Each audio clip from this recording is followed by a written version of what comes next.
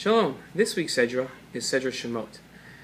I'd like to start off with a little introduction of an incident that happened in Eretz Yisrael a few short weeks ago. Tanya Rosenblatt was taking an Egged bus from Ashdod to Yerushalayim. She chose this particular bus line because it dropped her off 5 minutes from her desired location in Yerushalayim. Within a few minutes, though, she found herself being asked to move to the back of the bus.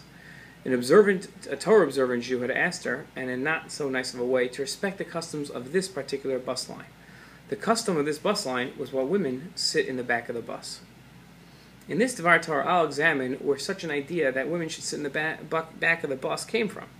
Not something that I recognize from my studying. I have to assume that it is a mitzvah that I was unaware of, or something that this Jew on the bus misunderstood. Where did his misunderstanding stem from? I think my answer, with help from this week's Sedra, will explain his error and the Torah's correct perspective.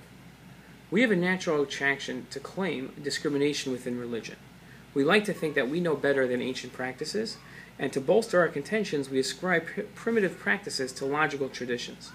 We know that the Torah encourages personal growth. It is difficult to believe that this same system would promote growth while delegating half the population to a second-rate experience. Approaching a challenging section of the Torah with the awareness that the Torah's logical system makes answering challenges that the Torah poses much easier. In our Sedra, it states that Moshe was grown and he began to go out to his brethren. The same phrase, go out, is used pejoratively in describing Dinah and Leah. As Rashi, laying blame on Dinah for leaving the house, explains, because of her going out, she is called the daughter of Leah, because Leah too was in the habit of going out. Why are Leah and Dinah criticized for going out, while Moshe is lauded and praised for his going out? Many explain that the difference between Moshe and Dinah and Leah with the following saying of the Rambam. Our sages commanded a woman to conduct herself modestly and at home. It seems from the Rambam's words that a woman's place is in the home. This could be mistaken discrimination many attribute to the Torah. I'd like to offer a different explanation of both Rashi's criticisms and the Rambam's sayings. The Rambam writes that both a man and a woman are obligated to light Shabbat candles, but, and I quote here, women have a greater obligation, for they are normally at home. Being at home more often tasks women with lighting Shabbat candles because the candles bring peace into the home.